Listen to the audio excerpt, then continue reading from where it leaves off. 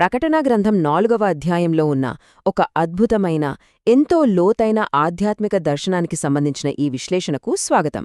ఈరోజు మనమేం చేయబోతున్నామంటే చాలా సంక్లిష్టంగా అనిపించే ఒక పరలోక దృశ్యాన్ని, దాని నిర్మాణాన్ని కళ్లకు కట్టినట్లుగా చాలా సులభంగా అర్థం చేసుకునే ప్రయత్నం చేద్దాం. సిద్ధమేనా? ఈ కథనం ఎలా మొదలవుతుందో తెలుసా?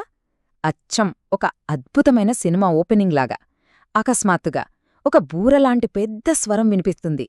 ఇక్కడికి ఎక్కిరమ్ము, ఇక మీదట జరుగవలసిన వాటిని నీకు కనుపరచెదను అని ఒక ఆహ్వానం వస్తుంది. ఈ మాటలు వినగానే పరలోకంలో తెరిచి ఉన్న ఒక తలుపుగుండా మనల్ని అమాంతం ఒక కొత్త లోకంలోకి తీసుకువెళ్తున్నట్లు అనిపిస్తుంది. పరలోకమందు ఒక తలుపు. సరే, ఇప్పుడు మనం ఆ తలుపు దగ్గరే ఉన్నామనుకుందాం. అక్కడ్నించి లోపలికి వెళ్తే భౌతిక ప్రపంచం నుండి ఆధ్యాత్మిక ప్రపంచంలోకి ఎలాంటి మార్పుంటుందో చూద్దాం. ఆ కొత్త ప్రదేశంలోకి అడుగుపెట్టగానే మన దృష్టి అంతా ఒకే ఒక్కదానిపై పడుతుంది. మూల గ్రంథం ఏమని చెబుతోందంటే, వెంటనే నేను ఆత్మవశుడనైతిని, అదిగో పరలోకమందు ఒక సింహాసనము వేయబడి ఉండెను. అంటే అంతా ఒక అమూర్తమైన వాతావరణం. కాని సరిగ్గా మధ్యలో ఒక సింహాసనం, దానిపై కూర్చుని ఉన్న ఒక వ్యక్తి. ఈ మొత్తం దర్శనానికి కేంద్రబిందువు ఇదే అనమాట. దేవుని సింహాసనం.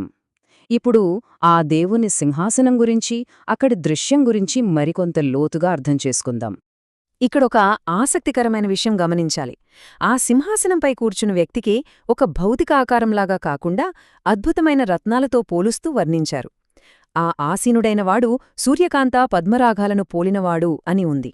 అంటే ఒక జాస్పర్, రూబీ రాళ్లనుంచి వచ్చే ఎర్రటి, ప్రకాశవంతమైన కాంతిని ఊహించుకోండి. అంతేకాదు, ఆ సింహాసనం చుట్టూ స్వచ్ఛమైన ఎమరాల్డ్, అంటే మరకతపు రాతిని పోలిన ఒక ఇంద్రధనుస్సు ఉంది. అచ్చమొక స్వచ్ఛమైన కాంతి వలయంలా. అంతేకాదండోయ్, ఈ దృశ్యం ఎంత ఉగ్రంగా ఉంటుందో కూడా ఇక్కడ చెప్పారు. ఆ సింహాసనంలోంచి అకస్మాత్తుగా మెరుపులు, ఉరుములు, భయంకరమైన ధ్వనులొస్తున్నాయి. ఒక్కసారి ఆలోచించండి.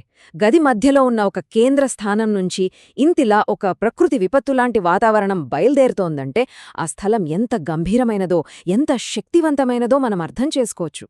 ఇక ఈ ఉరుములు, మెరుపుల సింహాసనం ముందు ఇంకొక ముఖ్యమైన దృశ్యం ఉంది. అదేమిటంటే, ఆ సింహాసనం ఎదుట 7 దీపాలు ప్రజ్వలిస్తూ ఉన్నాయి. ఈ 7 దీపాలను దేవుని 7 ఆత్మలుగా గ్రంథం స్పష్టంగా చెప్తోంది. ఒకవైపు భయంకరమైన ఉరుములు, మరోవైపు ప్రశాంతంగా వెలుగుతున్న 7 దీపాలు. ఇదంతా కలిపి ఒక అద్భుతమైన దృశ్యం కదూ. 24 సింహాసనాలు.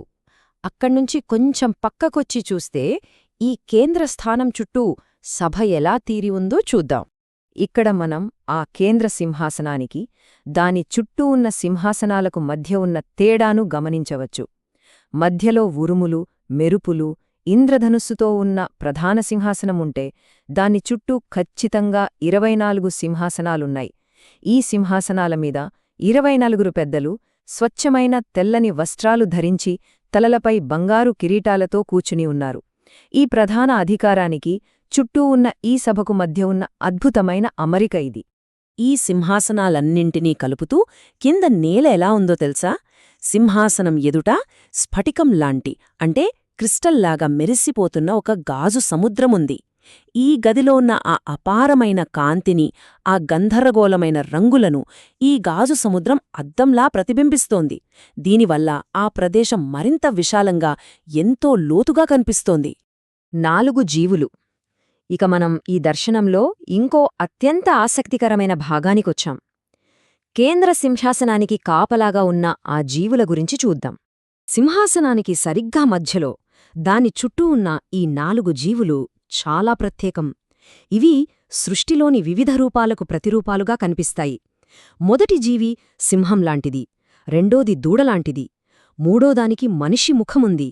ఇక 4గో జీవి ఎగురుతున్న పక్షిరాజు, అంటే ఒక డేగలాంటిది. దేనికదే పూర్తి భిన్నమైనవి. కాని ఈ జీవుల గురించి వావ్ అనిపించే మరో ఆశ్చర్యకరమైన నిజమేంటంటే, ఈ 4 జీవులలో ప్రతి ఒక్కదానికి ఏకంగా 6 రెక్కలున్నాయి. అంతటితో అయిపోలేదు. అవి చుట్టుపక్కల, ఆ రెక్కల లోపల అంతటా కళ్లతో నిండి ఉన్నాయి. ఇలా ఒళ్లంతా కళ్ళు ఉండటం దేని సూచిస్తుందంటే, రెప్పవాల్చని నిరంతరమైన, సంపూర్ణమైన అప్రమత్తతను, ఎప్పుడూ కాపలా కాస్తున్నట్లుగాన్మాట. ఇంతకీ ఈ జీవులక్కడ ఊరికే ఉన్నాయా లేదు, అవి ఒకే ఒక పనిని అవిశ్రామంగా చేస్తున్నాయి.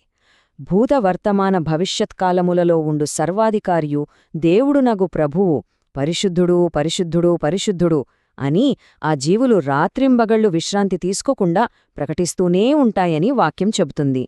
అసలు ఒక్క క్షణం కూడా ఆపుకుండా సాగుతున్న ఆరాధన ఇది. నిరంతర ఆరాధన. అలా స్థిరంగా ఉన్న దృశ్యం ఒక్కసారిగా డైనమిక్ యాక్షన్గా, ఒక పెద్ద ఆరాధనా వేడుకగా ఎలా మారుతుందో ఇప్పుడు చూద్దాం. ఇక్కడ ఆరాధన ఎలా జరుగుతోందంటే అదొక గొలుసుకట్టు చర్యలాగా, అంటే ఒక చైన్ రియాక్షన్ లాగా జరుగుతోంది. ఎప్పుడైతే ఆ 4 జీవులు దేవునికి మహిమను తీసుకువస్తుంటాయో వెంటనే దానికి ప్రతిస్పందనగా ఆ 24 పెద్దలు తమ సింహాసనాల మీద నుంచి కిందపడి ఆరాధిస్తారు. అంతేకాదు, తమ స్వంత అధికారానికి గుర్తుగా ఉన్న ఆ బంగారు కిరీటాలను కూడా సింహాసనమెదుట వేసేస్తారు. ఎంతటి సమర్పణో కదా! తమ బంగారు కిరీటాలను ఆ స్ఫటికపు గాజు సముద్రం ముందు ఉంచి ఆ పెద్దలు సృష్టికి సంబంధించిన ఒక గొప్ప గీతాన్ని పాడతారు. ప్రభువా, మాదేవా, నీవు సమస్తమునూ సృష్టించితివి. నీ చిత్తమును బట్టి అవి యుండెను గనుక నీవే మహిమ, ఘనత, ప్రభావమును పొందనర్హుడవు అని కీర్తిస్తారు. ఆ కేంద్ర స్థానంలో ఉన్న అధికారి సమస్త సృష్టికర్త అయినందుకే ఆయన అత్యున్నతమైన ఆరాధనకు అర్హుడని ఈ మాటలు ఖచ్చితంగా ధృవీకరిస్తున్నాయి.